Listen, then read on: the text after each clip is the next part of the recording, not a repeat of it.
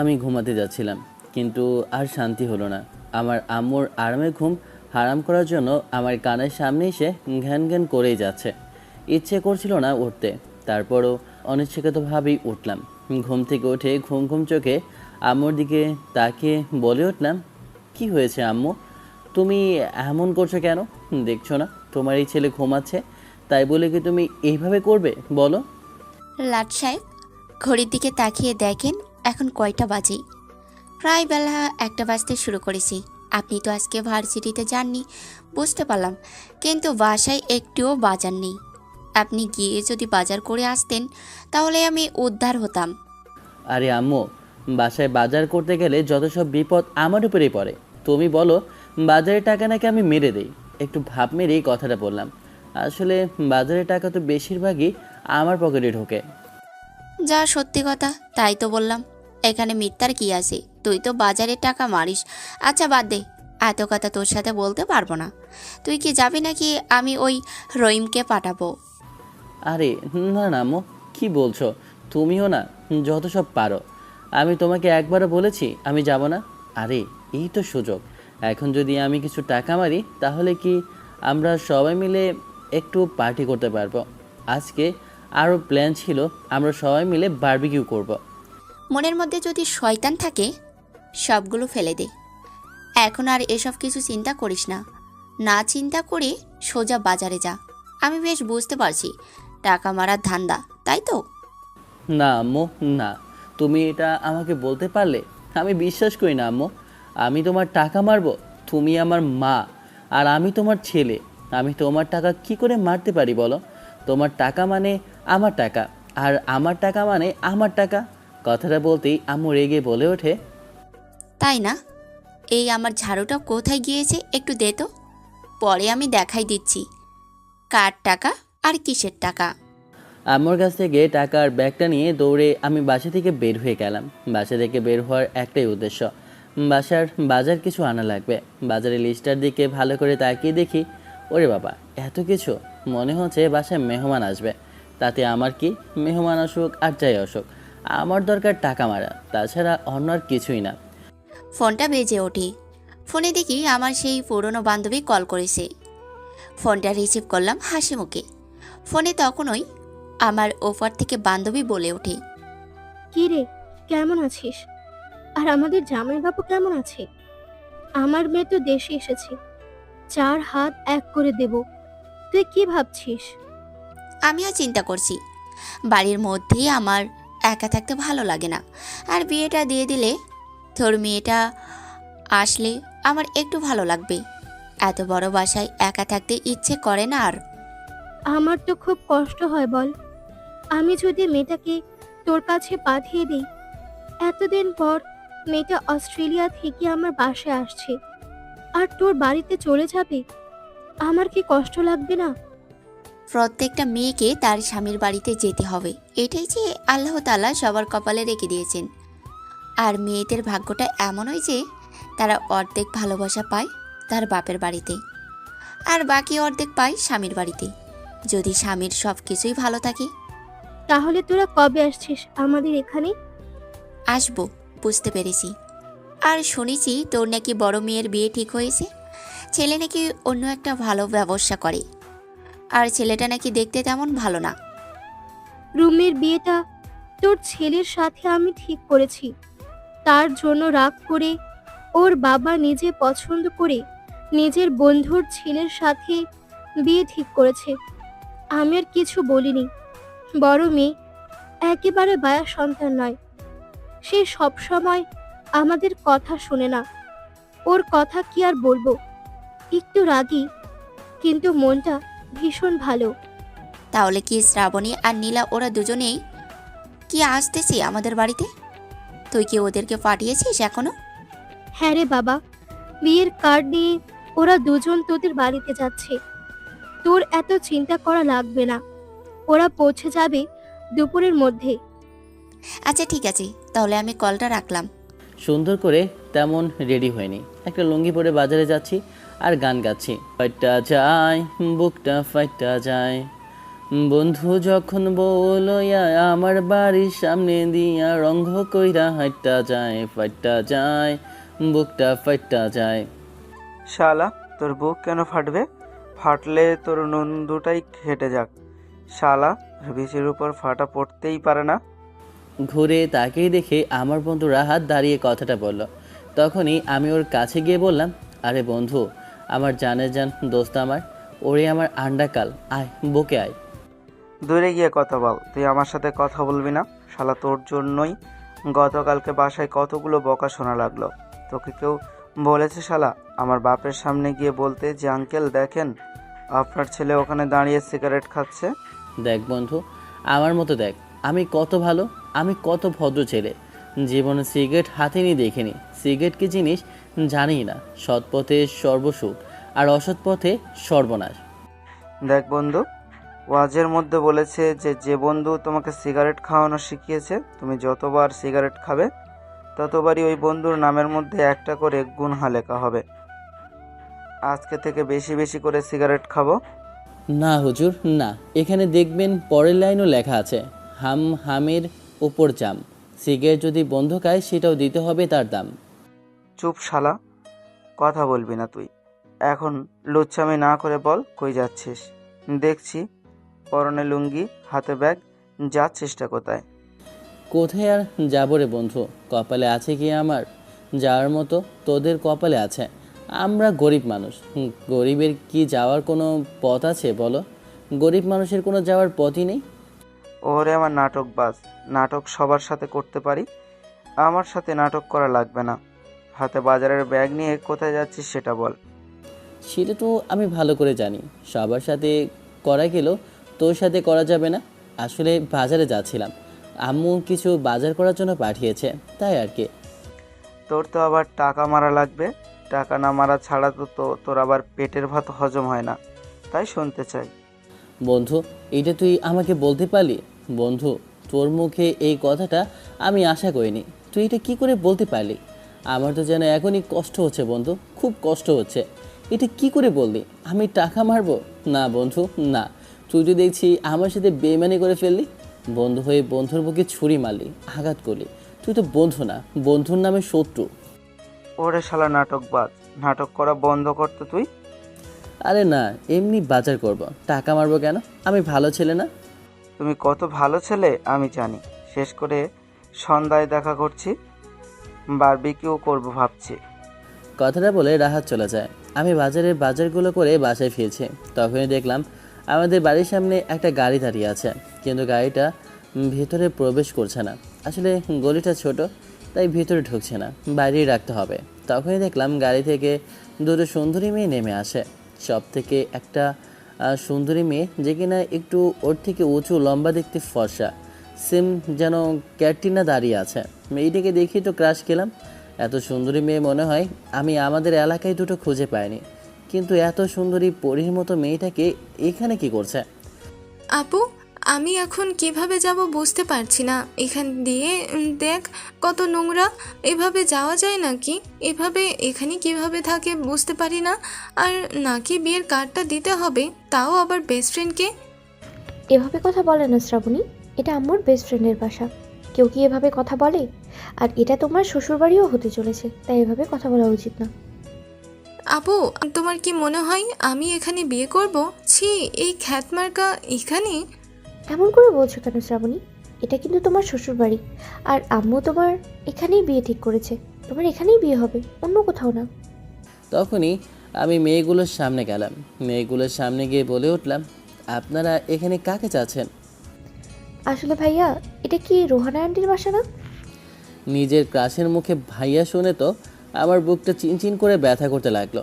বুকটা চেপে ধরলাম। তখনই মেয়েটা আমার কাছে এসে হাতটা ধরতেই পুরো শরীরটা বিদ্যুতের মতো চমকে ওঠে। মেয়েটা বলে ওঠে, আরে কি হয়েছে আপনার? আপনার বুকে কোনো সমস্যা নাকি? আপনার কি হার্টের সমস্যা আছে নাকি যে আপনার বুকটা এইভাবে ধরে পড়ে যাচ্ছেন? নীলাপু, তুমি এই ছেলেটাকে ধরেছো কেন?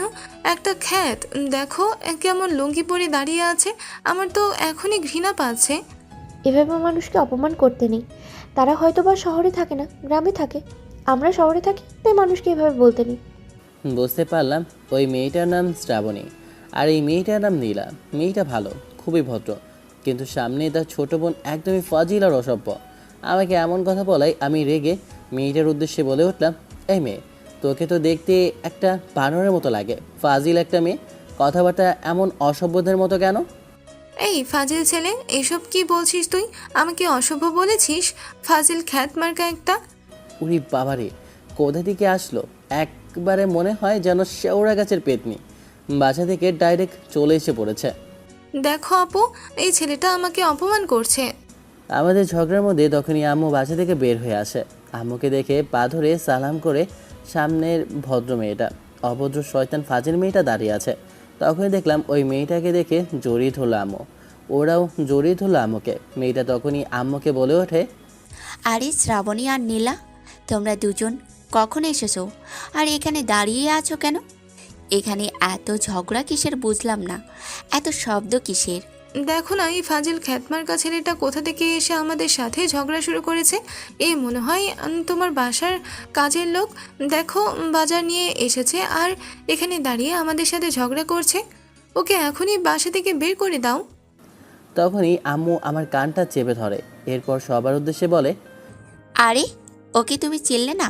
ও হচ্ছে আবির। কথাটা শুনে শরীরটা রেগে আমার যেন চুরমার হয়ে যাচ্ছে। এই ছেলের সাথে আমার বিয়ে ঠিক করেছে, মরে গেলেও আমি বিয়ে করব না। দেখলাম আপু মিটমিট করে হাসছে। আপু, তুমি একদমই হাসবে না বলে দিলাম। আন্টি, এই যে আমার বিয়ের কার্ড, আপনারা কিন্তু সবাই আসবেন। আঙ্কেল আর আবির, তুমিও আসবে। কথাটা শুনে এখন তো বিরহের গান গাইতে মন চাইল। আমার তো বিয়ে ঠিক হয়েছে শ্রাবণীর সাথে। এই ফাজিলটাকে কে বিয়ে করবে? ভাবলাম ওর বড় বোন আমার থেকে 3 বছরের সিনিয়র, তাতে কি হয়েছে, ওকে আমি পটিয়ে নিব। কিন্তু তার আগে দেখি বিয়ে হয়ে যাচ্ছে। কপালে না থাকলে কি, ঠকঠকালে হবে কি? আমাদের এখনই যেতে হবে কিন্তু, কারণ আমাদের এখন অনেক কাজ আছে। বললে তো হবে না, আমি তোমাদের জন্য রান্না করে রেখেছি, তোমরা খাওয়া দাওয়া করে বের হবে। আম্মুর জোড়াজুড়িতে তারা দুজনেই রয়ে গেল। আমি আম্মুকে বললাম, আম্মু, আমার বাইরে কাজ আছে। কথাটা বলে ব্যাগের জিনিসপত্রগুলো আম্মুর হাতে ধরিয়ে দিয়ে আমি চলে গেলাম আমার বন্ধুর সাথে আড্ডা দিতে। ফুরবাল, মনটাই খারাপ হয়ে গেল। মরে গেল ওই শ্রাবণী মেয়েটাকে আমি বিয়ে করব না। আমার বিয়ে ঠিক করেছে, তাতে আমার কি? আমি গিয়ে দেখি টমটম দোকানের সামনে বসে আছে আমার বন্ধু রাহাত। ওর কাছে যেতেই তখন আমাকে দেখে রাহাত বলে ওঠে, নীলা আর শ্রাবণী দুজনে খাওয়া দাওয়া শেষ করে কিছুক্ষণ বিশ্রাম নিয়ে চলে যাচ্ছি। আমি ওদেরকে থাকার জন্য অনেকবার অনুরোধ করলাম, কিন্তু মেয়ে দুটো রইল না, কারণ বাসায় নাকি অনেক কাজ আছে। তাই আর বেশি চাপ দিলাম না। আচ্ছা ঠিক আছে মা, সাবধানে যেও। আমরা আগামীকাল অবশ্যই তোমার বিয়েতে যাব। কি রে, তোর দেখে মন খারাপ? কিছু হয়েছে নাকি? বাসায় কি ঝগড়া করেছিস নাকি? আরে আমার বাসায় কখনো ঝগড়া হয়েছে নাকি? তেমন কিছুই না। আসলে সত্যি কথা বলতে, আমার সাথে আম্মু যে মেয়েটা বিয়ে ঠিক করেছে সে মেয়েটা বড়ই অহংকারী। আমার সাথে কখনো ভালো ব্যবহারই করে না, সবসময় দুর্ব্যবহার করে। আম্মুর বান্ধবীর মেয়ে বলে কিছু বলতে পারে না। একটু টাকা পয়সা আর রূপ থাকলে এত যে অহংকার থাকবে, তাকে মানা যায়? এমনটা করে কেন, তুই কি জানিস? কিন্তু দেখ, ওর যে বড় বোন খুবই ভালো, লক্ষ্মী একটা মেয়ে এবং কি ভদ্র। আমি উপরে দেখেছি, মেয়েটা খুবই ভালো আর ভদ্র একটা মেয়ে, কিন্তু ওর থেকেও সুন্দরী। তার মধ্যে কোনো অহংকার আমি এখনো পর্যন্ত দেখিনি। যেভাবে বলছিস মনে হচ্ছে তো তুই ক্রাশ খেয়েছিস ওর উপর। নিজের হবু বউয়ের বড় বোনের উপর ক্রাশ খেলি? ঠিক বলেছিস তুই। আমি আসলে ওর বোনের উপর ক্রাশ খেয়েছে। ওর মতো মেয়ে বিয়ে করার চেয়ে ওর বড় বোনকে করা উচিত মনে করি। আর আমার ছোটোবেলা থেকেই তো স্বপ্ন সিনিয়র মেয়েকে বিয়ে করা। তুই তো ভালো করেই জানিস। ওরে শালা, সিনিয়র মেয়েকে বিয়ে করবে আর শখ কত! সিনিয়র মেয়েরা তোমার জন্য লাঠি নিয়ে দাঁড়িয়ে থাকবে, কিছু উল্টোপাল্টা করবে, তোমার পিছন দিয়ে বাঁশ দিয়ে দেবে। তখন কি করবে শুনি? তুই শালা, তুই দেখছি আগে থেকে অভিশাপ দিচ্ছিস। আগে থেকে অভিশাপ দিবি না শালা। অভিশাপ দিলে তোর অভিশাপ লেগে যায়। এখন বল, এখানে বসে কি করছিলি? কি আর করবো ভাই, ভালো লাগছে না, সিগারেট খাচ্ছি একটা। নে মামা একটা। টমটম দোকান থেকে একটা সিগারেট নিয়ে আমি আর হাত ধরিয়ে দুজনে একপাশে বসে রইলাম। আকাশের দিকে ধোঁয়াটা ছেড়ে দিলাম। ধোঁয়াটা পুরো আকাশের সাথে মিলে গেল। মানুষের জীবনটা বড়ই অদ্ভুত, তাই না বন্ধু? এই জীবনে হাসি কান্না দুঃখ কষ্ট সব কিছুই লুকিয়ে থাকে। এসব নিয়েই মানুষ বলে জীবন। জীবনের প্রত্যেকটা মুহূর্তে অনেক কিছু ঘটে যায়, যা আমরা না চাইলেও ঘটে। এসব জিনিস যা আমরা কখনো কল্পনা করি না বা প্রস্তুত ছিলাম না, এসব জিনিস হয় যার জন্য আমাদের অনেক কিছুই বদলে যায়। ঠিক বলেছিস। এখন বল, তোর জান পাখির কী অবস্থা? ধুর শালা, মস্করা করিস না। এখনো পর্যন্ত প্রেম করতে পারিনি। তুই আছিস জান পাখির কথা বলতে। বাকি তোর সাথে তোর আব্বু বান্ধবীর মেয়ের বিয়েতে যাব, তখনই একটা পটিয়ে নিব।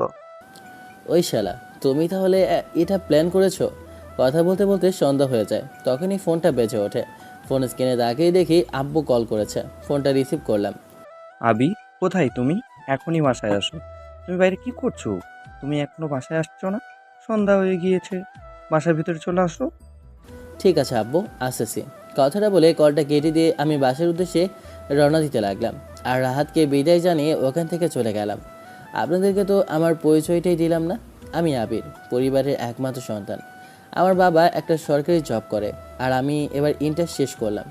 অনার্সে অ্যাডমিশন এখনও দেওয়া হয়নি। আব্বু বলেছে কিছুদিন পরে নেওয়ার জন্য, কারণ এখনও ভার্সিটি বন্ধ আছে। কিছুদিন পর সবগুলো ভার্সিটি খুলবে। আমাদের মধ্যবিত্ত পরিবার, কিন্তু আমার আম্মুর বান্ধবী অনেক ধনী পরিবারের। তার বাবার টাকার কোনো অভাব নেই, আর তার মেয়ে দুটো খুবই সুন্দরী। সব থেকে সুন্দরী হচ্ছে তার বড় মেয়ে নীলা, যার বিয়েতে আমরা এখন যাচ্ছি। যে আমার প্রথম ক্রাশ, আমার থেকে 5 বছরের সিনিয়র। কিন্তু শ্রাবণী, যে সে সুন্দরী কিন্তু এতটা না, নীলার ধারের কাছেও পড়ে না, কিন্তু সেও সুন্দরী। তবে তাকে আমার মোটেও ভালো লাগে না। তার ব্যবহার খুবই খারাপ। আপনাদের সাথে কথা বলতে বলতে বাসার সামনে চলে আসি। বাসার কলিং বেল দিতেই আমাদের দরজাটা খুলে দেয় আম্মু। আমাকে দেখে বলে ওঠে, কি রে বাবা, কোথায় ছিলি তুই এত সময় ধরে? তোকে ফোন করছে তোর আব্বু, ফোন লাগছে না। কিছুক্ষণ পর নাকি তুই বলছিলি আসছিস। রাতের সাথে কথা বলছিলাম আম্মু। আর আমরা আসলে কি তোমার বান্ধবীর মেয়ের বাসায় যাব? ওরা অনেক বড় লোক। আমরা ওখানে গিয়ে কী করব? ওখানে কত নামি দামি মানুষ যাবে, আমরা ওখানে গিয়ে কী করব বলো? আরে বোকা ছেলে, তুই যেমনটা ভাবছিস তেমনটা না। আসলে আমার বান্ধবী এমন স্বভাবের মেয়ে না। ও আমার বেস্ট ফ্রেন্ড ছোটোবেলা থেকে। আমরা একসাথে বড় হয়েছি। আমাকে ছাড়া ও কখনো এক মুহূর্তে থাকতে পারতো না। আরও এমনটা ভাববে। তুই কি ভাবছিস এগুলো? এ কথা মানতে আমি বাধ্য যে আম্মুকে তার বান্ধবী অনেক ভালোবাসে এবং তাকে অনেক রেসপেক্ট করে। তাই এদিকে আমি আম্মুকে সাড়া দিতে পারি। এসব না চিন্তা করে তুই রেডি হ। আমরা আগামীকাল সকালে বের হয়ে যাব, কারণ শহরে যেতে এখান থেকে প্রায় বিকাল হয়ে যাবে। তাই তাড়াতাড়ি আমাদেরকে যেতে হবে। তখনই পেছন থেকে আব্বু ডাক দিয়ে বলে ওঠে, সব কিছু নিয়ে একেবারে রেডি হয়ে নাও। আমি শহরের মধ্যে একটা ইউনিভার্সিটি দেখেছি। ওখানকার প্রিন্সিপাল আমার পুরনো দিনের বন্ধু। ওখানে তোমাকে অ্যাডমিশন করিয়ে দিব ভাবছি আমি। আমি আমার বান্ধবীর সাথে কথা বলেছি। ও বলেছে ওদের অফিসের সবগুলো দায়িত্ব এখন বর্তমানে তার বড় মেয়ে নীলাকে দিয়েছে। এখন এত বড় অফিসের দায়িত্ব সে নিয়েছে। তাই আমি ওর সাথে কথা বলেছি। আরে আম্মু, আমি পড়াশোনাটা আগে শেষ করি, তারপর না হয় এসব। তুমি কি ভাবছো? আর আব্বু বলেছে শহরে নাকি আমার জন্য ভার্সিটি একটা দেখেছে, কিন্তু আমি তোমাদেরকে ছাড়া কিভাবে শহরে থাকবো? আমি তোকে ভালো করে চিনি, তোর এত ঢং করা লাগবে না। তুই যে কেমন ঢং করছিস তা আমি বেশ বুঝতে পারছি। দেখো আম্মু, আমি তোমাকে ছাড়া থাকতে পারবো না। আর আব্বু বলেছে আমি নাকি ঢং করছি, এটা একদম মানে যায় না আম্মু। আমি কিন্তু এখন কান্না করব। কি হয়েছে আবিরের আব্বু? তুমি এমন করছো কেন আমার ছেলের সাথে? আমার ছেলে আমাকে ছাড়া থাকতে পারবে না, তার জন্যই তো এসব বলছি। তুমি চুপ করবে? আমার ছেলেকে এভাবে খোঁটা দেওয়া তোমার বন্ধ করা লাগবে। চিন্তা করিস না বাবা, আমরা তোর সাথে কথা বলবো, তোকে প্রয়োজনে দেখে আসবো। আর তুই তো এখন ছোট না, কিছুদিন পর তোর আমরা বিয়ে দেব। আর তুই এখন যদি এমন করিস কি করে হবে? তোমার ছেলে বড় হয়নি? আমরা একটা গরু হয়ে গিয়েছে। তোমার ছেলেকে আজকে যদি বিয়ে দিই, কালকে তুমি দাদু ভাই ডাক শুনতে পারবে। আব্বু আমাকে কিন্তু রীতিমতো অপমান করছে আম্মু। তুমি কি আব্বুকে কিছু বলবে না? আমি কিন্তু এখনই বাসা থেকে চলে যাচ্ছি। আসলে আমার আর আব্বুর এমন দুষ্টমিষ্টি ঝগড়া হয়েই থাকে। তাহলে তো ভালোই হয়। শুধু শুধু বসে বসে গরু পালার থেকে চলে যাওয়াটাই অনেক ভালো। করে ফেলে কি লাভ? আমার গরুতে বললে ভুল হবে, বলা লাগবে একটা গাধা, যদি কোনো কাজে আসে। তাও তো আসে না কোনো কাজে। তুমি শুরু করছোটা কি আমার ছেলেটাকে নিয়ে? তুমি চুপ করবে? তুমি আমার ছেলেকে এসব বলছো কেন? আবির, আর তুই খাবার টেবিলে আয়। ওই ব্যাটার কথা তো কিছু মনে করিস না। আর যাই বলুক না কেন, তুই চুপ করে খাবার টেবিলে আয়। আমি খাবার খেয়ে উপরের রুমে চলে গেলাম। এরপর সব কিছু গুছিয়ে নিলাম, কারণ আগামীকালকে ওখান থেকে আমি দাওয়াত খেয়ে হয়তোবা আমাকে আব্বু ওখানে ইউনিভার্সিটিতে অ্যাডমিশন করিয়ে দেবে। তাই সব কিছু গুছিয়ে নিলাম। তখনই আমার বান্ধবীর কল আসলো। ফোনটা রিসিভ করলাম। তখন আমেনা ওপাশ থেকে বলে ওঠে, কি রে, কি হয়েছে? হঠাৎ করে এই রাতে কল করেছিস তুই? আরে আমি আবিরকে ইউনিভার্সিটিতে অ্যাডমিশন করিয়ে দেব আগামীকালকে, তাই আর কি কল করছি তোকে। আমি ওই ভার্সিটি সম্পর্কে জানি না। ওর বাবা বলেছে ভার্সিটি নাকি ভালো, ঢাকা বিশ্ববিদ্যালয়। তাই তোর কাছ থেকে জানার জন্য কল করেছিলাম। আবার এতটুকু শুনেছি এটা প্রাইভেট ইউনিভার্সিটি, আর ওখানে সভাপতি নাকি তোর হাজবেন্ড, মানে আমাদের দুলাভাই। তার জন্য তোকে কল করলাম। তাহলে তো ভালোই হয়। আমি ভাবছি আরও তোকে কথাটা বলবো, কিন্তু তোরা আবার আদরের ছেলে। তোরা আবার কি মনে হয় যে তুই তোদের এলাকায় অ্যাডমিশন করা শোকে, তাই আমি কিছু বলিনি। তাহলে তো এখানে ভালোই হবে। এখানে আসলে আমি ওর আব্বুকে বলে দেব যে ও সব কিছু যেন আগে থেকে প্রিন্সিপালকে বলে। আরে ওসব নিয়ে তো চিন্তা করা লাগবে না। ওর আব্বুর সাথে পুরনো দিনের সম্পর্ক আছে প্রিন্সিপালের। ওরা দুজন নাকি ছোটবেলার বন্ধু, তাই ওসব নিয়ে চিন্তা করা লাগবে না তোর। আমি ভাবছি ওকে হোস্টেলে রেখে দেব। কি বলছিস কি তুই? তোর ছেলেকে হোস্টেলে রাখবি? মানে, এটা কিন্তু আমার রাগ হচ্ছে এমন কথা বলার কারণে। সেটা কি করে বলতে পারলি? আমাদের জামাই, সে কিনা হোস্টেলে থাকবে? আরে, আমাদের বাসা থেকে ও আজকে থেকে পড়াশোনা করবে। আমাদের এত বড় বাড়ি, রুম এতগুলো, আর আমাদের জামাই কিনা হোস্টেলে থাকবে? এটা কি মানা যায়? আবির আবার থাকে কি না তার জন্য আমি কিছু বলছি না। ওকে যদি ওর আবার মন না টেকে তার জন্য, কারণ ও তো একটু অন্য স্বভাবের, তার জন্য আর কি আমি কিছু বললাম না। তোর ছেলে কি আমার ছেলে নয়? তুই এসব নিয়ে চিন্তা করিস না, সব কিছু ঠিক হবে। এসব নিয়ে ভাবিস না তুই। আমি ওকে বুঝিয়ে ওখান থেকে নিয়ে আসবো আমার বাসায়। তোর চিন্তা করা লাগবে না। ঘুমানোর জন্য প্রস্তুতি নিচ্ছিলাম, তখন ফোনটা বেজে ওঠে। দেখি রাহাত কল করেছে। ফোনটা রিসিভ করতেই রাহাত বলে ওঠে, কিরে, কি করছিস তুই? এই তো রাত্রিবেলা ঢ্যাং ঢ্যাং করে নাচতেছি হারামজাদা। সকালে যেতে হবে, তাই ঘুমিয়ে যাচ্ছি। তুইও ঘুমিয়ে পড়। কল করার সাথে সাথে যেন চলে আসিস, আমরা সবাই একসাথে বের হব। আচ্ছা ঠিক আছে, তাহলে আমিও ঘুমিয়ে পড়লাম। আমি সব কিছু রেডি রেখেছি। আচ্ছা ঠিক আছে। আর হ্যাঁ, আব্বু বলেছে আমাকে নাকি শহরে অ্যাডমিশন করে দেবে। তাই ভাবছি এখন তো আমি কি করব। এখানে তো আমাদের আর আড্ডা মারা হলো না। আর ভাবলাম যে কিছু টাকা মেরেছি, আমরা হয়তোবা সবাই মিলে বারবিকিউ করব। আরে চাপ নিস না, এখনও তো দেশে দেখছি, এরপরে বিদেশে দেখব। তুই ওখানে যা, আমি কিছুদিন পর নিজে ওই ইউনিভার্সিটিতে অ্যাডমিশন নেব, তুই যা। রাতের সাথে আর কিছু সময় কথা বলে কলটা কেটে দেই। সকালবেলা তখনই কেউ ডাকতে শুরু করলো, আবির, আবির, এখনো ঘুমিয়ে আছিস? ঘুম থেকে ওঠ, সকাল হয়ে বেলা হয়ে যাচ্ছে। তুই এখনো রেডি হোসনি, তাড়াতাড়ি চল, আমরা এখনই বের হব। রাত এসে তো সে কখন গাড়িতে বসে আছি, তাড়াতাড়ি রেডি হয়ে নেই। আম্মুর ডাকাডাকিতে ঘুমটা ভেঙে যায়। ঘড়ির দিকে তাকিয়ে দেখি বেলা 10টা বেজে গেছে। তাই ফ্রেশ হয়ে নাস্তা করে আমি রেডি হতে লাগলাম। প্রায় 11টার দিকে আমরা সবাই শহরের উদ্দেশ্যে রওনা দিলাম। গন্তব্য একটাই, আম্মুর বান্ধবীর বাসা। কিছু ঠিকঠাক করে নিয়েছে তো? কোনো কিছু ভুলে যাওনি তো? সমস্যা নেই, ঠিকভাবে গুছিয়ে নিয়েছি। আমি সামনে বসে আছি, আব্বু ড্রাইভ করছে, পেছনে আম্মু আর রাহাত বসে আছে। গাড়িটা নিজের আপন গতিতে যেতে লাগলো। আমি বাইরের প্রকৃতির দিকে তাকিয়ে রয়েছি। বাইরের বাতাসটা আমার মুখে পড়তে পুরো শরীরটা শীতল হয়ে যায়। চোখ বন্ধ করে দীর্ঘ একটা নিঃশ্বাস নিলাম। এরপর আকাশের দিকে তাকিয়ে রইলাম।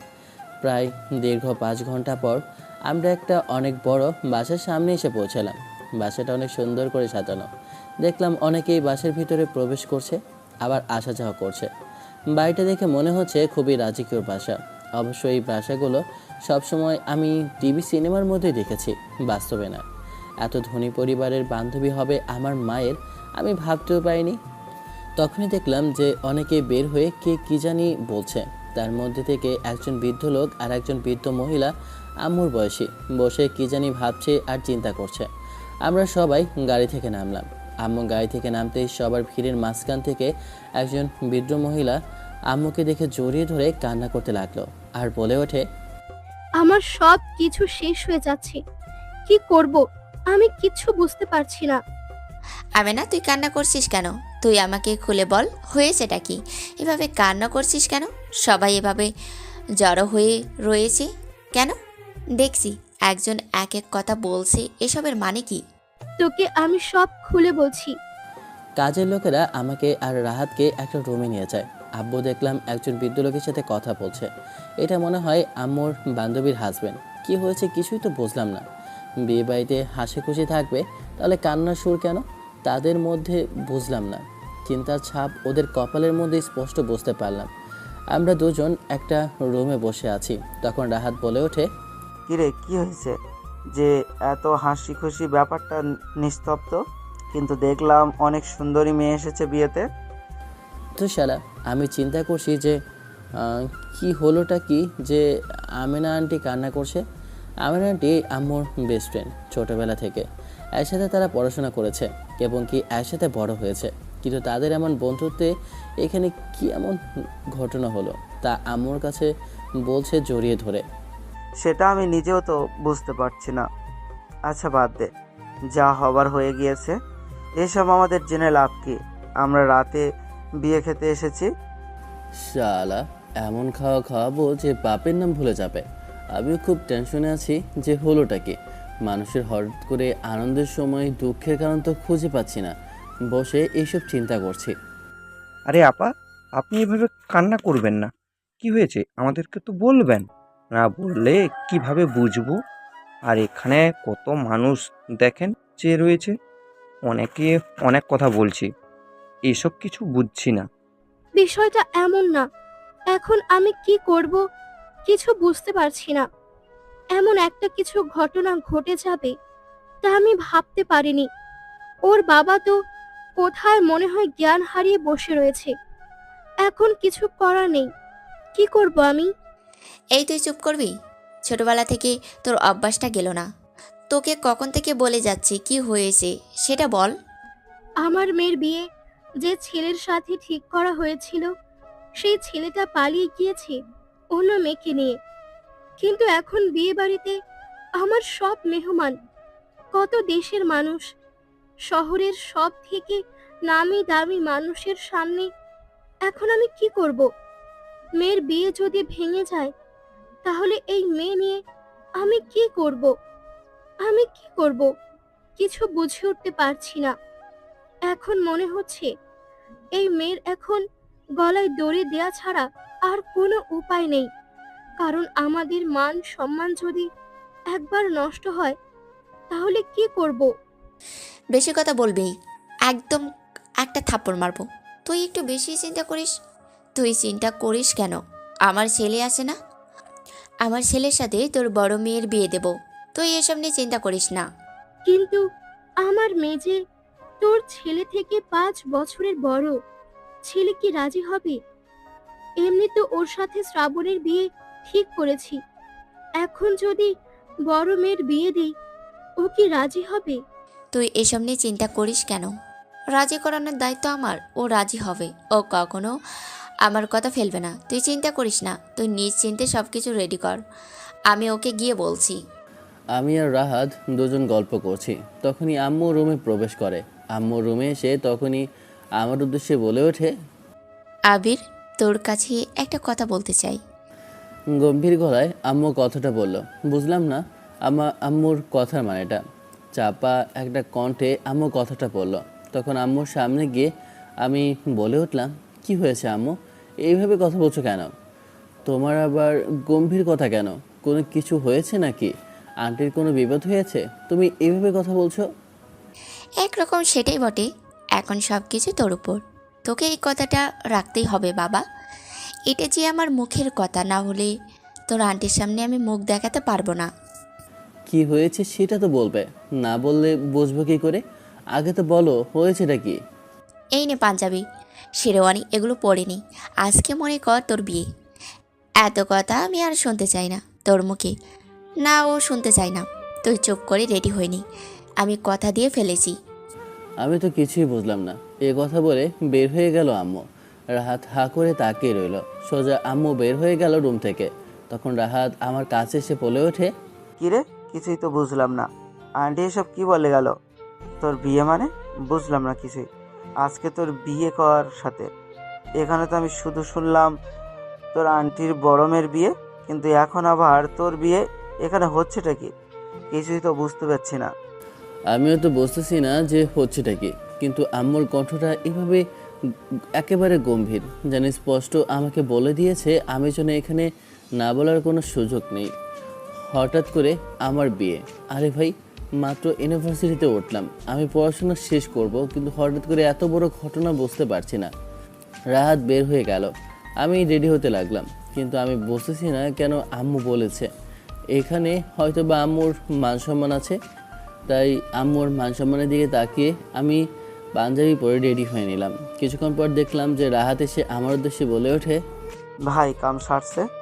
যা শুনলাম তা শোনার পর এখন তো দুয়ে দুয়ে যা মেলায় তাই হয়ে যাচ্ছে। আমি রেডি হয়ে যখনই দরজার বাইরে যাব তখনই রাহাত প্রবেশ করে কথাটা বলল। তখন আমি ওর উদ্দেশ্যে বলে উঠলাম, কেন, কি হয়েছে? তুই আবার কি শুনলি যে? আরে তোর আম্মুর বান্ধবীর মেয়ে যার সাথে বিয়ে ঠিক হয়েছিল, ওই ছেলেটা নাকি পালিয়েছে, আর তাদেরকে নাকি ধোকা দিয়েছে, এবং কি তার বাবার অনেকগুলো টাকা নিয়ে পালিয়েছে। অবশ্যই ছেলেটাকে নাকি পাকড়াও করা হয়েছে, কিন্তু ও যে ধোকাবাজ তা তারা জানতো না। এটা নাকি ওর চক্রান্ত ছিল। আর তোর আঙ্কেলের বন্ধুর ছেলেটা? তার মানে আমি বুঝতেছি না এখনো। আরে গাধা, তুই বুঝতে পারছিস না? একবার চিন্তা কর যে এখানে বিয়ে তোর হচ্ছে কেন, আর ছেলেটা পালিয়ে গিয়েছে। এটার মানে বুঝতে পারছিস? তোর সাথে বিয়েটা হচ্ছে নীলার সাথে, মানে সিনিয়র মেয়ের সাথে তোর বিয়ে হচ্ছে ভাই। একটা মেয়ের হবু জামাই পালিয়ে গেছে, তার জন্য আমাকে বলেই পাঠা হতে হবে? এটা তো মানতে পারছি না। এটা কি করে হয় যে আমাকে দেবে? এটা তো মানতে পারা যায় না। কারণ হয়তো আমি ওকে পছন্দ করি, কিন্তু তার মানে এই না যে আমার সাথে বিয়েটা দিতে হবে। কিন্তু তুই তো ওকে আগে থেকেই পছন্দ করিস। তাহলে তো ভালোই। তুই তো বললি যে আরে ভাই, পছন্দ করি, কিন্তু এভাবে যে আমার বিয়েটা হবে সেটা তো আমি আশা করিনি। আর পছন্দ করি, প্রথম দেখাতে হয়তো বা ভালো লেগেছে, তার মানে এই না যে আমি ওকে পার্মানেন্টলি ভালোবেসে ফেলেছি। এভাবে আমাকে কারোর সাথে বিয়ে দেওয়া, এটা তো মেনে নিতে পারছি না আমি। আমার কথার মাঝে তখনই দেখলাম যে অনেকগুলো লোক এসেছে। এসে আমার উদ্দেশ্যে বলে ওঠে, এখানে বর কোনটা? এখানে আবির নামের কে আছে? তাকে আমরা সাজাতে এসেছি। এই তো, এই হচ্ছে বর্তমান বর। আপনারা ওকে নিয়ে যান, রুমে গিয়ে সাজিয়ে নিয়ে আসেন। হারামজাদা, কথাটা বলে ওখান থেকে দৌড়ে চলে যায়। শালা, আমাকে ফাঁসিয়ে দিয়ে তুই পালাচ্ছিস? তোর একদিন কি আমার একদিন, তোকে আমি পরে দেখে নেব। কিছুক্ষণ পর ছেলেগুলো আমাকে একটা রুমে নিয়ে যায়। প্রায় 1 ঘন্টা আমাকে সুন্দর করে সাজিয়ে দেয়, নতুন করে আমার চুল কেটে দেয়, এরপর আমার সব কিছু পরিষ্কার করে দেয়, নতুন পাঞ্জাবি শেরওয়ানি পরিয়ে দিয়ে এরপর সাজুগুজু করিয়ে একদম যেন পাকিস্তানি নায়কদের মতো সাজিয়ে আমাকে নিচে নিয়ে স্টেজে বসিয়ে দেয়। বড়লোকদের বড় বড় বিষয়, এগুলো আমাদের মাথায় ঢুকবে না। বসে যে ওই ছেলেটাই নিচে নামছে, আমি যেন ছেলেটাকে দেখে ক্রাশ খেলাম। গ্রামের মধ্যে এরকম, কিন্তু এখানে যেন ছেলেটাকে একদম কোনো তামিল সিনেমার নায়কদের মতো লাগছে। আমি যেন ওর থেকে চোখ সরাতে পারছি না, কিন্তু এখন যেন আমার নিজেরই হিংসা হচ্ছে। তুই যেন আমার মান সম্মান বাঁচিয়েছিস। আজকে যদি তুই না থাকতি তাহলে কি যে হয়ে যেত আমি নিজেও জানি না। নিজের গলার কাটা হয়ে দাঁড়িয়েছে বিষয়টা। আমি বুঝতে পারিনি এমন কিছু ঘটে যাবে। তুই শুধু শুধু এসব ভাবছিস, এসব চিন্তা করিস না, দেখবি সব কিছু ঠিক হয়ে যাবে। আর তোর মেয়ে তো আমার ওই মেয়ে। যেহেতু ছোট মেয়ের সাথে বিয়ে হয়নি, বড় মেয়ের সাথে বিয়ে হয়েছে। বড় মেয়ে খুবই লক্ষ্মী। আমারও তো ওকে খুব পছন্দ। আমি কখনো ভাবিনি আল্লাহ তাআলা আমার এই কথাটা পূরণ করবেন। আমি সত্যি বলতে মনে মনে এটাই চেয়েছিলাম যে তোর বড় মেয়ে হোক আমার ঘরের পুত্রবধূ। আসলেই দোস্ত, তুই যেভাবে স্বাভাবিকভাবে সবকিছু নিতে পারলি আমি ভাবিনি। একমাত্র বন্ধু তুই আমার, আর তুই এসব বলছিস আর একটা কথা বললে চোখ দিয়ে পানি ফেললে কিন্তু লাথি মারবো। এখন তোর নিজের মেয়ের বিয়ে, তুই বরঞ্চ এখানে কাজ করবি, তা না করে তুই এখানে বসে কান্না করছিস। দেখতে দেখতে বিয়ের কাজটা সম্পন্ন হয়ে যায়। আমি বড়লোকদের বাসায় রয়ে গেলাম। বড় মেয়ের নাম নীরা, ছোট মেয়ে তো জানেন শ্রাবণী, তার সাথে বিয়ে ঠিক হয়েছিল, কিন্তু দুর্ভাগ্যবশত আমার সাথে তার বড় মেয়ের বিয়ে হয়ে যায়। এখন কি করব আমি? তাদের বাসা ছাদের উপর দাঁড়িয়ে আছে। অবশ্য শ্রাবণীকে আমার একদমই পছন্দ না, ও আমাকে সবসময় ছোট মনে করে। কিন্তু আজকে কেমন জানি না শ্রাবণী আমার দিকে তাকিয়ে রয়েছে, আর তার চোখে কেন জানি না করুণার মতো যেন চোখেও কিছুটা জল জমেছিল। আমার সাথে নীলার বিয়েটা হয়েছিল বলে বাসার ছাদে দেখলাম কিছু জানি না মিষ্টি ঘ্রাণ। পাশে ঘুরে তাকিয়ে দেখি যে অনেকগুলো ফুল গাছগুলো সবগুলো আমার পছন্দের।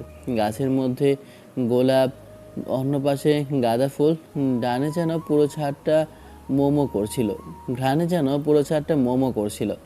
আকাশের চাঁদের আলোতে স্পষ্ট দেখা যাচ্ছিল সাদা বেলি ফুলের পাপড়িগুলো। আনমনে এসব ভাবছিলাম, তখনই পেছন থেকে দেখলাম রাহাত এসে বলে ওঠে, কিরে, ছাদে দাঁড়িয়ে আছিস আর আমি তোকে পুরো জায়গায় খুঁজে বেড়াচ্ছি। অবশ্যই এখানে কিছু চিনি না আমি। আমি ভাবছি আগামীকাল চলে যাব, আর একটা মেয়ে তো নাম্বার জোগাড় করেছি। আরে বন্ধু, খুব আফসোস হচ্ছে। ভেবেছিলাম দুই বন্ধু মিলে অনেকগুলো মেয়ে পটাবো আর নাম্বার দেব, বড়লোক মেয়েদের সাথে কথা বলবো আর ফিল করব। আমরা এখন বড়লোকদের মেয়েদের সাথে কথা বলছি। চুপ কর হারামজাদা, তুই কথাই বলবি না, তোর সাথে কোনো কথাই নেই। শালা এমনিতেই আছে মন ভালো নেই, তুই এসেছিস খোঁচা মারতে। তোর শালার খোঁচা মারা আমি ঘুচিয়ে দেব, একবারে লাথি মেরে এখান থেকে ফেলে দেব। না ভাই, এত সহজে মরার ইচ্ছা আমার নাই। তুই তো বিয়ে করেছিস, বাসরও করবি, বইয়ের ভালোবাসা পাবি, সিনিয়র বইয়ের ভালোবাসা ঠিকই পাবি। আমি কি পাবো ভাই? আমি কখনোই বিয়েটাই করি নাই। সাথ তো অনেক কিছুই আছে, বইয়ের মুখটা দেখবো, বাচ্চা কাচ্চা দেখবো। আমাদের কথার মাঝে তখনই দেখলাম পেছন থেকে আম্মু চলে আসে। আমাদের দুজনকে ধমক দিয়ে বলে ওঠে, আসলে আবির, তুই গাধা নাকি? নতুন জায়গায় এসেছিস, মেয়েটার সাথে তোর আগে কখনো তেমন কথা হয়নি, বা তুই ওর সাথে পরিচিত না। আম্মু কি বলছো? এখন তুমি বলছো আমি তার সাথে গিয়ে পরিচিত হব, তাকে জিজ্ঞেস করবো যে কেমন আছে, কি করছে, তার নাম কি? আরে এটা তাদের বাসা, আমার বাসা না। সে আমাকে জিজ্ঞেস করবে, আমি কেন তাকে জিজ্ঞেস করব? তুমিও না আম্মু? আরে গাধা, তুই বুঝতে পারছিস না? আজকে প্রত্যেকটা ছেলের এটা হচ্ছে সব থেকে আনন্দের দিন। এই দিনটার জন্য কত ছেলেমেয়েরা অপেক্ষা করে। আজকের দিন হচ্ছে বাসর রাত, আর তুই এখানে বসে আছিস। নিজের বইয়ের ঘরে যা, এটা তাদের বাসা তো কি হয়েছে, আজকে থেকে তুই এখানেই থাকবি। আর তোর অ্যাডমিশনটা হয়ে গিয়েছে, তুই এখন থেকে এখানে পড়াশোনাটা চালিয়ে যাবি।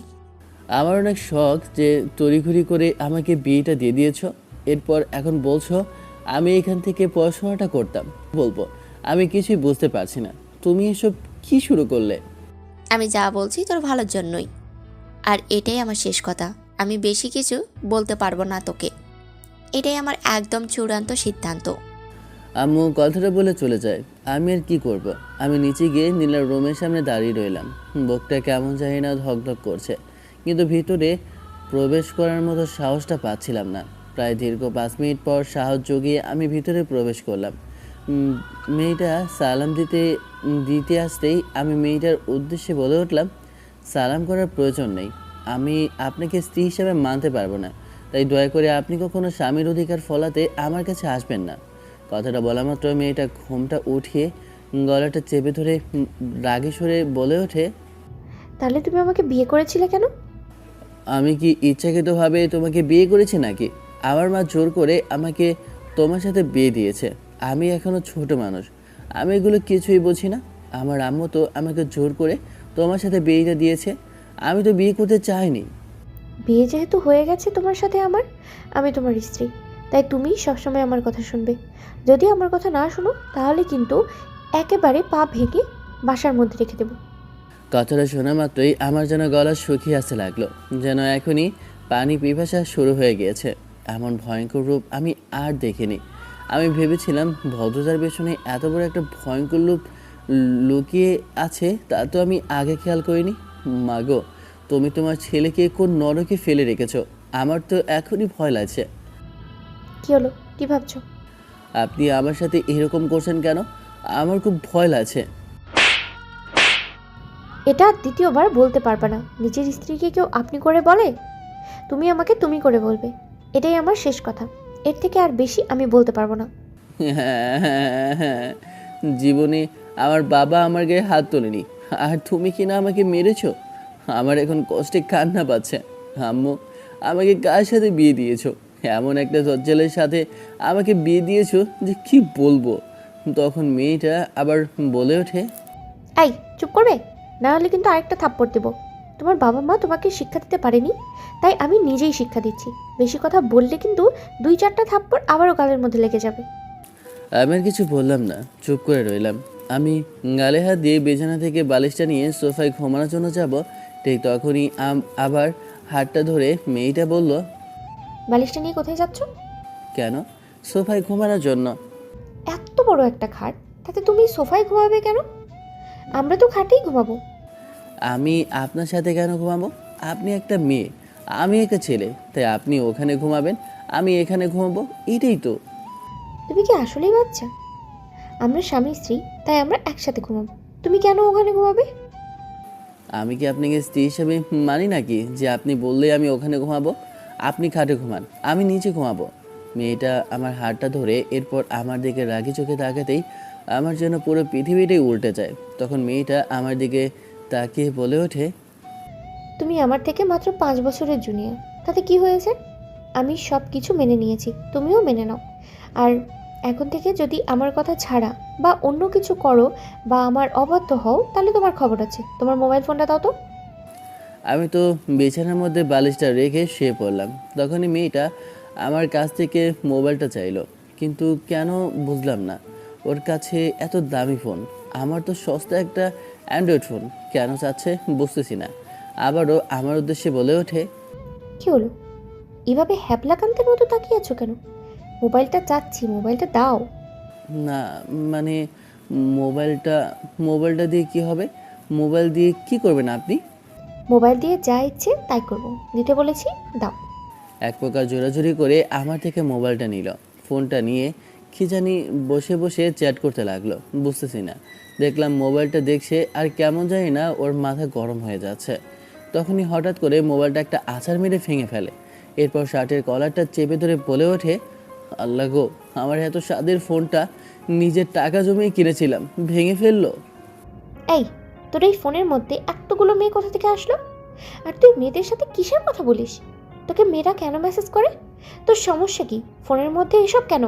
আর যদি কোনো দিন, এটা কিন্তু তোর শেষ ওয়ার্নিং। আমি তো ভয়ে একেবারে চুপ হয়ে রইলাম, যেন মুখ দিয়ে কোনো কথাই বের হচ্ছে না। তখনই দেখলাম নীলা তার ব্যাগ থেকে একটা নতুন ফোন বের করলো। এটা মনে হয় নতুন লঞ্চ হয়েছে, আইফোন 17 প্রো ম্যাক্স। ফোনটা নিয়ে অনেকগুলো সেটিং করে এরপর দেখলাম তার ছবি, এবং এরপর আমার ছবি দিয়ে প্রোফাইলের মধ্যে পিকচার দেয়। তারপর ওয়ালপেপার সব কিছু দিয়ে সুন্দর করে ঠিক করে আমার হাতে ফোনটা দিয়ে বলে, এখন থেকে তুমি এই ফোনে আমাকে কল করবে। এখানে শুধু আমি ফ্যামিলির নাম্বার আর আমার নাম্বারটা সেভ করে দিয়েছি। আর ফেসবুকের মধ্যে সব কিছু ডিলিট করে দিয়েছি। এখন থেকে নতুন ফেসবুকটা তুমি ইউজ করবে। ওখানে তো আমার অনেক বন্ধু বান্ধব অ্যাড ছিল। আমি কিভাবে, আমাকে আর কিছু বলতে দিল না, শুধু এইটুকু বললো নিজের ফ্রেন্ডদের অ্যাড করে নিতে। আর কোনো মেয়েকে যদি অ্যাড করি, বারবার মেসেজ করি, তাহলে আমার খবর আছে। কথাটা বলে আমার পাশে শুয়ে পড়ে নীলা। আমিও কি করব, বাধ্য ছেলের মতো ঘুমিয়ে পড়লাম। মধ্যরাতে কোনো কিছু বুকের ওপর ভারী অনুভব করতে লাগলাম। হালকা চোখ মেলে তাকিয়ে দেখে বুকের ওপর শুয়ে আছে নীলা। নিজের স্বামীর বুকের মধ্যে ঘুমিয়ে থাকার এই যে একটা অন্যরকম ফিলিংস, আসলে এই প্রিয় মানুষের বুকে ঘুমালে এত যে শান্তি কখনো উপলব্ধি করতেই পারলাম না। আজকে বুঝতে পারলাম মানেটা। সকালে দরজার শব্দে ঘুমটা ভেঙে যায়। বুঝতে পারলাম নাস্তা খাওয়ার জন্য ডাকছে।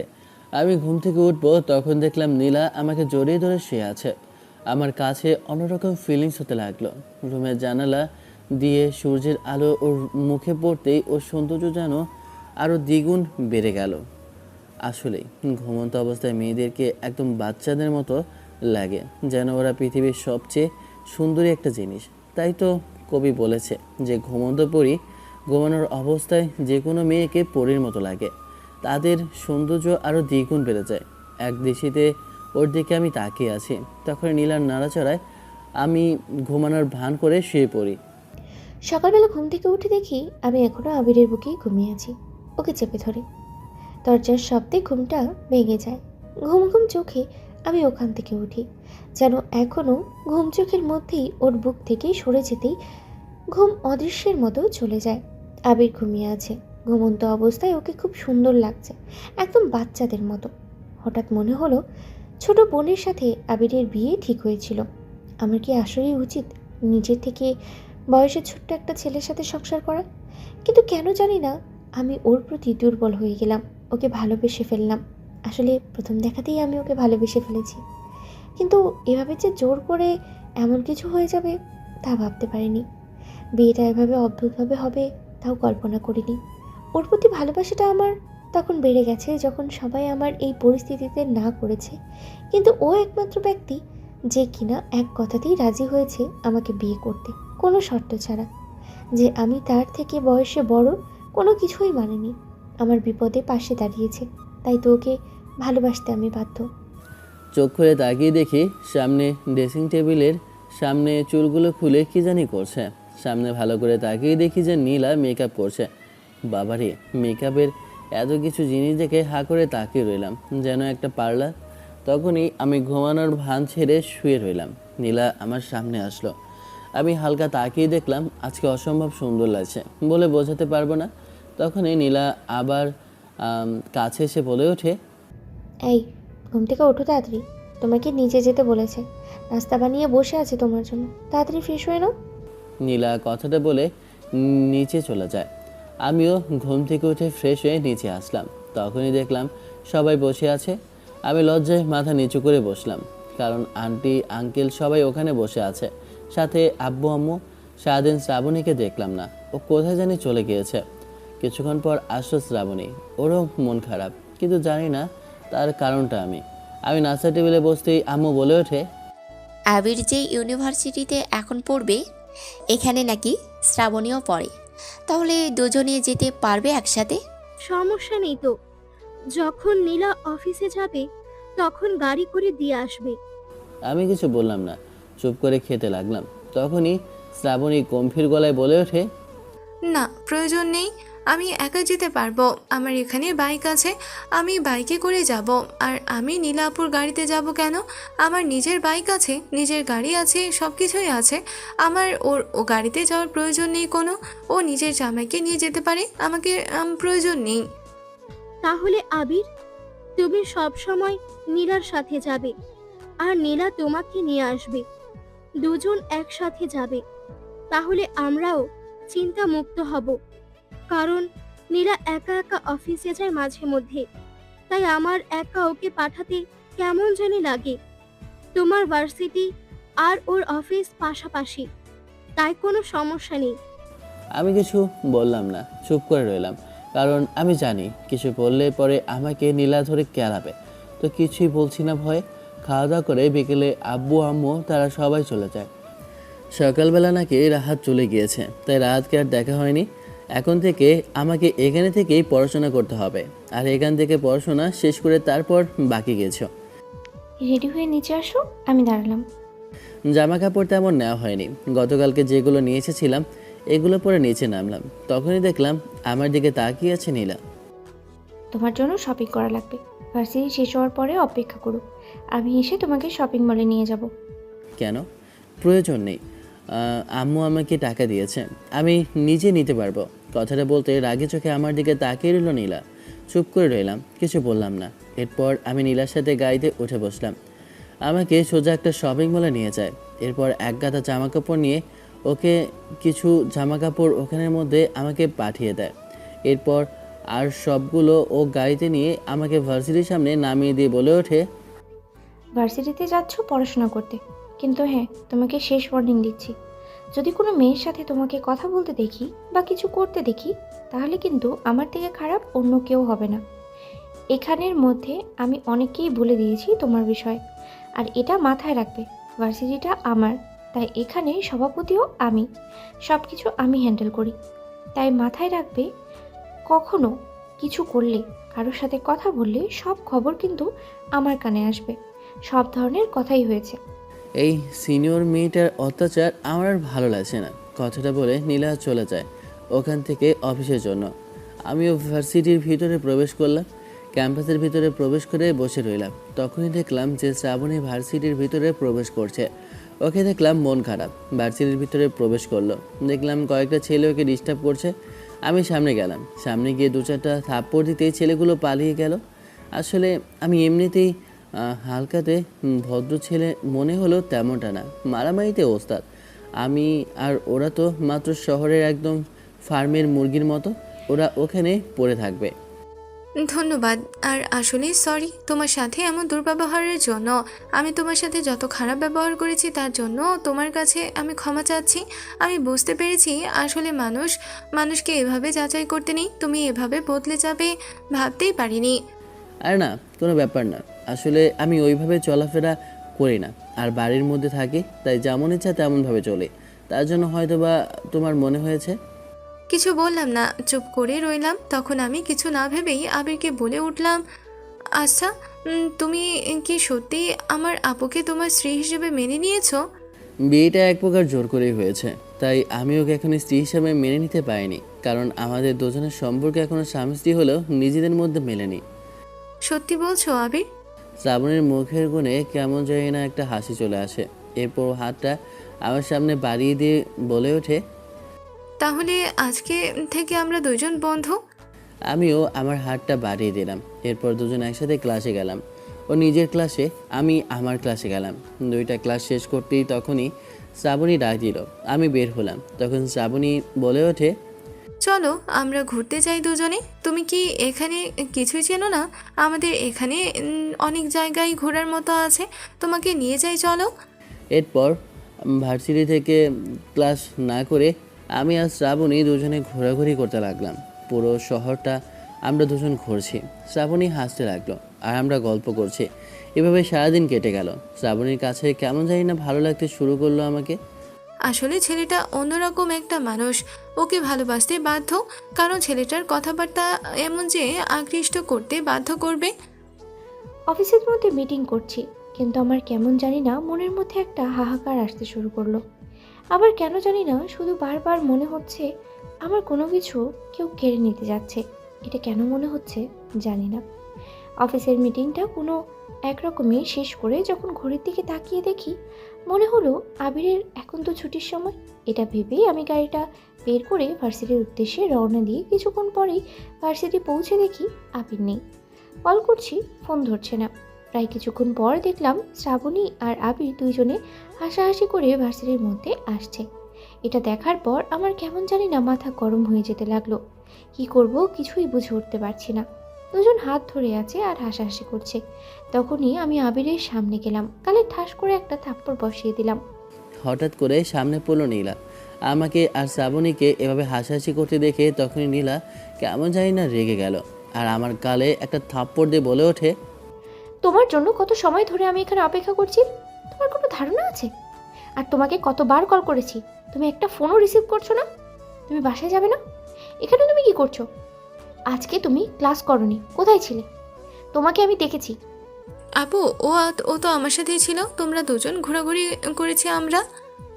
শ্রাবণী, আমি তোর সাথে কথা বলছি না, আমরা স্বামী স্ত্রী কথা বলছি। মাঝখানে তুই কথা বলবি না আমার আর আবিরের মধ্যে।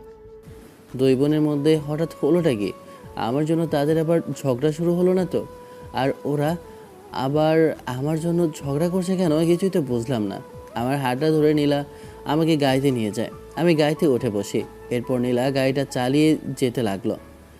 শ্রাবণী, ছোটবেলা থেকেই তুমি আমার সব কিছু নিয়েছো। ছোটবেলা থেকে যা পছন্দ করতাম তা তুমি নিজেই নিয়ে নিয়েছো। শুধু নিজের ছোট বোন হিসেবে আমি তোমাকে সব কিছু দিয়েছি, কিন্তু আমি সব কিছু দিতে পারবো নিজের ভালোবাসাকে না।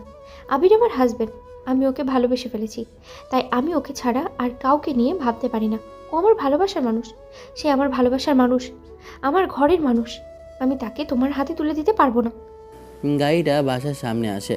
এরপর নীলা আমাকে সাথে করে রুমে নিয়ে যায়। রুমে গিয়ে দরজাটা লাগিয়ে দিয়ে আমার শার্টের কলারটা চেপে ধরে আমাকে দরজার সাথে লাগিয়ে ও বলে ওঠে, তোমাকে শেষবারের মতো বলছি, তুমি শ্রাবণীর সাথে আর কথা বলবে না, আর ওর সাথে ভার্সিটিতে তেমন হেসেও কথা বলবে না, আর আমার অনুমতি ছাড়া ভার্সিটি থেকে বের হবে না।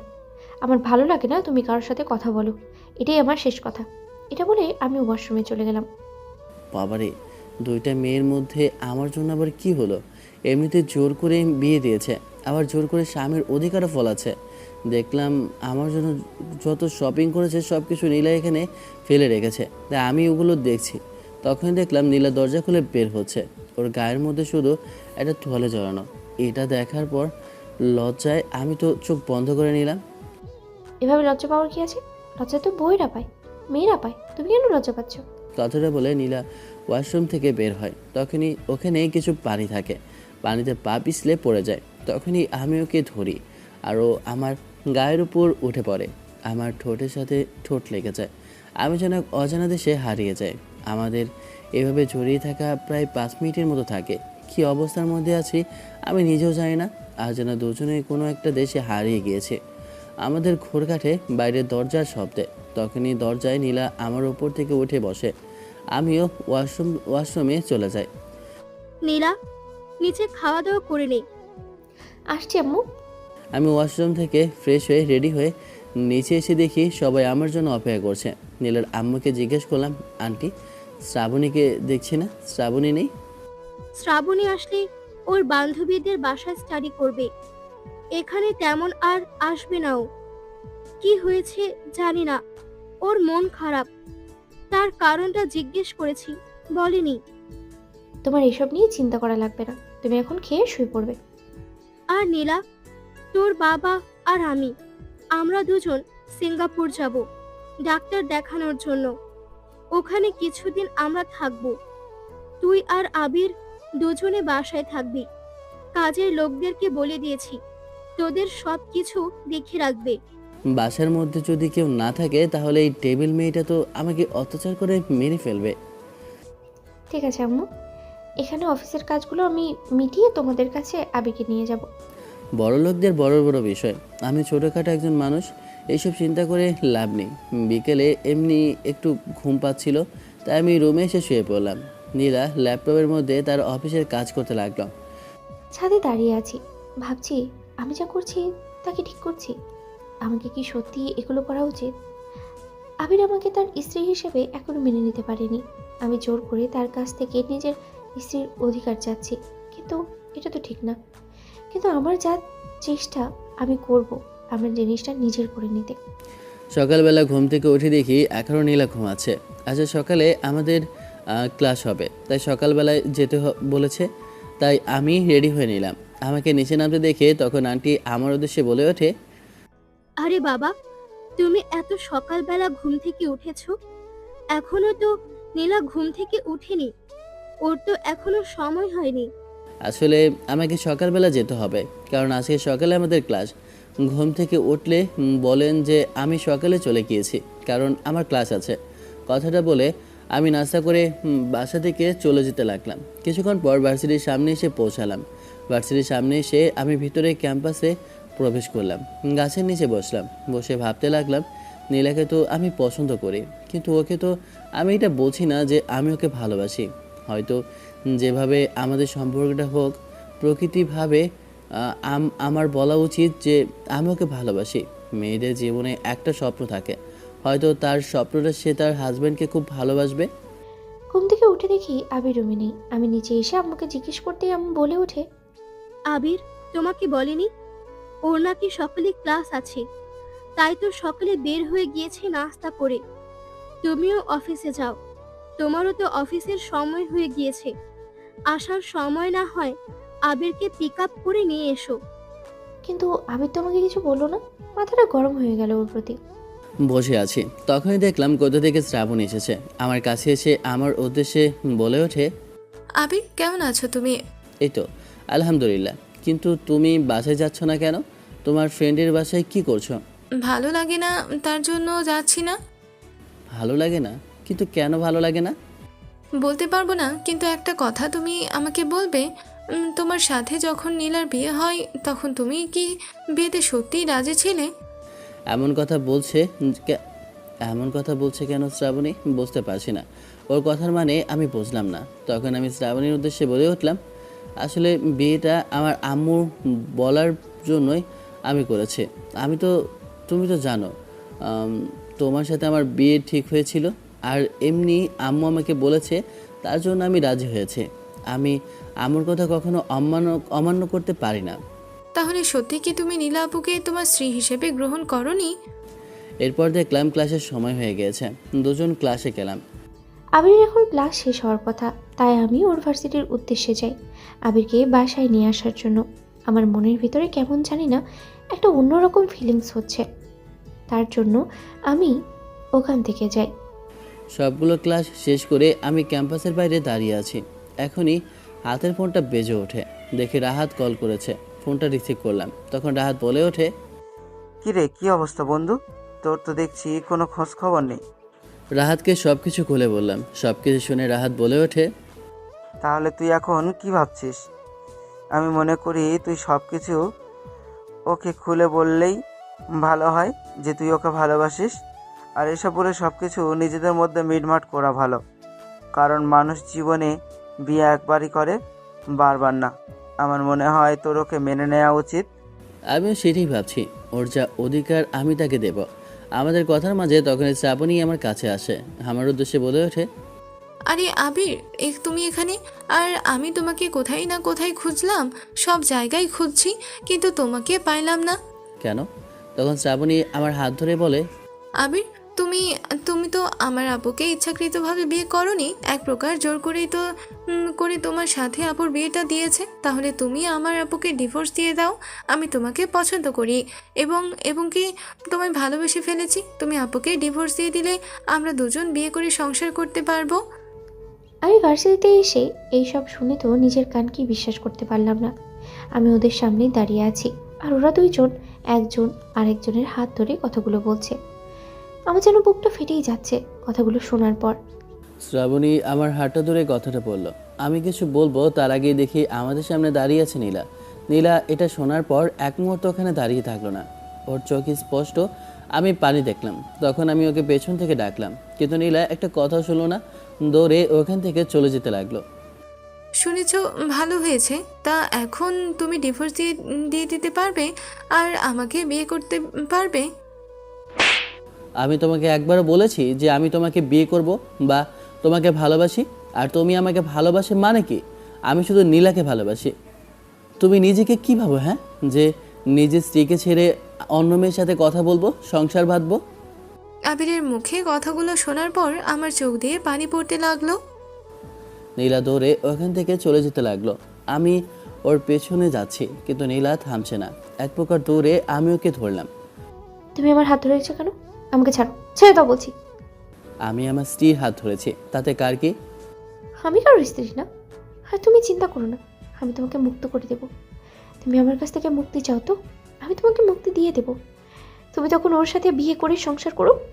আমি চাই না আমার জন্য আমার বোন কষ্ট পাক। আমি প্রয়োজন হলে মারা যাবো, তারপরেও আমি চাই না আমার জন্য অন্য কেউ কষ্ট পাক। আমি ঠাস করে একটা থাপ্পড় বসিয়ে দিলাম, মাথাটা প্রচুর গরম হয়ে গেল। তখন নীলা কাঁদতে লাগলো। আমি ওকে জড়িয়ে ধরে বললাম, এই পাগল মেয়ে, আমি তোমাকে ভালোবাসি। আমি কেন তোমার কাছ থেকে ডিভোর্স চাইবো? তুমি আমার সিনিয়র বউ, আর আমি তোমাকে ভালোবাসি। তুমি ছাড়া আমার আর কেউ নেই। আমি জানি তুমি মিথ্যে বলছো, শুধু আমার মন গলানোর জন্য। তুমি আমাকে ভালোবাসো না, তুমি শ্রাবণীকে ভালোবাসো। আমি আর নিজেকে কন্ট্রোল করতে পারলাম না। আমি আমার ঠোঁট ও ঠোঁটের সাথে লাগিয়ে দিলাম। প্রায় 5 মিনিট পর ছেড়ে দিলাম। এবার বিশ্বাস হচ্ছে নাকি আবার দেব? চারপাশে মানুষ তাকিয়ে রয়েছে আমাদের এমন দৃশ্য দেখে। তখন লজ্জায় নীলা মাথা নিচু করে ফেললো। এরপর বলে উঠল, এসব কি করছো? মানুষ দেখছে তো। মানুষ দেখুক, তাতে আমার কি? আমি আমার স্ত্রীকে ভালোবাসি, আর আমি তাকে যা ইচ্ছা করব। তাহলে তুমি যে বললে তুমি আমাকে তোমার স্ত্রী হিসেবে মানোনি, তুমি আমাকে কখনো স্বীকৃতি দিবে না, তুমি আমাকে ভালোবাসো না, শুধু বোঝা হিসেবে দেখো, তাই আমি তোমার বোঝা হিসেবে থাকতে চাই না। এই পাগলি, কে বলেছে এসব তোমাকে? তুমি আমার প্রথম ভালোবাসা। আমি জীবনে বিয়ে একটাই করব, আর আমি আমার প্রথম স্ত্রীকেই ভালোবাসবো। আর সেই মানুষটা এখন তুমি, যে আমার প্রথম স্ত্রী, আর আমি তোমাকে ভালোবাসি। সত্যি বলছো তুমি? আমি সত্যিই তোমাকে ভালোবাসি। সত্যি তো? হুম। তখনই দেখে নীলা জ্ঞান হারিয়ে ফেলে। এরপর নীলাকে আমি ধরাধরি করে বাসায় নিয়ে যাই। এরপর ওর মা বলে ওঠে, কি হয়েছে নীলার? ও অজ্ঞান হলো কি করে বাবা? হঠাৎ করে আসার সময় জ্ঞান হারিয়ে ফেলেছে। আমি তো বুঝতে পারছি না তার কারণটা। মেয়েটা সারাদিন কিছু খায়নি হয়তো। তখনই দেখলাম কিছুক্ষণ পর ডাক্তার আসে। ডাক্তার এসে বলে না খাওয়ার জন্য জ্ঞান হারিয়ে ফেলেছে। প্রায় কিছুক্ষণ পর নীলার জ্ঞান আসে। নীলার জ্ঞান আসার পর আমি ওর উদ্দেশ্যে বলে উঠলাম, তুমি আজকে সারাদিন কিছু খাওনি কেন? আমি আজকে সারা দিন কেন জানি না একটু টেনশনে ছিলাম। জানি না মনের ভিতরটা কেন জানি না হাহাকার করছিল, শুধু বারবার কিসের জানি কষ্ট হচ্ছিল। আমার মনে হয়েছিল আমি কিছু হারাতে যাচ্ছি। আমি জানি আমি তোমাকে কষ্ট দিয়ে ফেলেছি। আমি নীলার হাতটা শক্ত করে জড়িয়ে ধরে বললাম, কথা দিচ্ছি তোমাকে আর কখনো কষ্ট পেতে দেব না। আমি আমার ভালোবাসা দিয়ে তোমাকে সারা জীবন ভরিয়ে রাখবো। সত্যি তুমি আমাকে মেনে নেবে? কারণ আমি তো তোমার থেকে সিনিয়র। তাতে কি হয়েছে? আমি আমার সিনিয়র বউকেই ভালোবাসবো সারা জীবন। সত্যি বলছো তো? তুমি আমাকে এভাবে সারা জীবন ভালোবাসবে? এভাবে তোমার এই বুকে আমাকে আগলে ধরে রাখবে? সত্যি বলছি, তোমার হাতটা ধরে বলছি, সারাটা জীবন তোমাকে আমি এভাবে জড়িয়ে ধরে থাকবো। তখন নীলা আমার বুকে মাথা রাখলো। এরপর আমি খাবার নিয়ে আসলাম আর নিজের হাতে খাইয়ে দিলাম। নীলাও বাচ্চাদের মতো আমার হাতে খেয়ে নিল। ওই, ওখানে বালিশ রাখছো কেন? আমি তোমার বুকে ঘুমাবো, এখানে বালিশ রেখো না, ফেলে দাও ওটা। নীলা বাচ্চাদের মতো আমার বুকে এসে ঘুমাতে লাগলো। আমিও আদর করে নীলার চুলগুলো কানে গুঁজে দিলাম। এটা যেন একটা অন্যরকম ফিলিংস। তখন আমি নীলার উদ্দেশ্যে বলে উঠলাম, ওই আমার না বাসরাত করতে মন চায়, কিন্তু কিভাবে করে আমি তো জানি না। আই শয়তান ছেলে, তুমি না পিচ্ছি? পিচ্ছি ছেলের এত শখ কেন? বাপ রে বাপ, আমার কি একটু শখ থাকতে পারে না? আমার তো ইচ্ছে করে, তার জন্যই তো বলছি। আহারে, আমার পিচ্ছি জামাইটার কত শখ, তাই না? আচ্ছা সমস্যা নেই, তোমার এই শখ আমি পূরণ করে দেব। তাই? কিন্তু কিভাবে শুনি? সেটা না হয় পরেই দেখা যাবে, কিন্তু আমার না একটা ইচ্ছে আছে। তোমার আবার কি ইচ্ছা? আমার একটা বেবি চাই, তুমি আমাকে একটা বেবি দাও। বেবি? বেবি আবার কোথায় পাবো সেটা তো আমি জানি না। আচ্ছা ঠিক আছে, খুঁজে দেখবো। আই শয়তান ছেলে, বেবি খুঁজলে পাওয়া যায় নাকি? তাহলে কি করলে পাওয়া যায় আমি তো জানি না, বলো, আমি সেটাই করব। তুমি কিছুই জানো না, একেবারে কচি খোকা, তাই না? সত্যি বলছি, আমি কিছুই জানি না, তুমি আমাকে শিখিয়ে দাও। তাই তাহলে আমি আমার পিচ্ছি জামাইটাকে শিখিয়ে দিই। এই, তুমি এইভাবে আমার দিকে আসছো কেন? আমি কিন্তু একটা বাচ্চা ছেলে।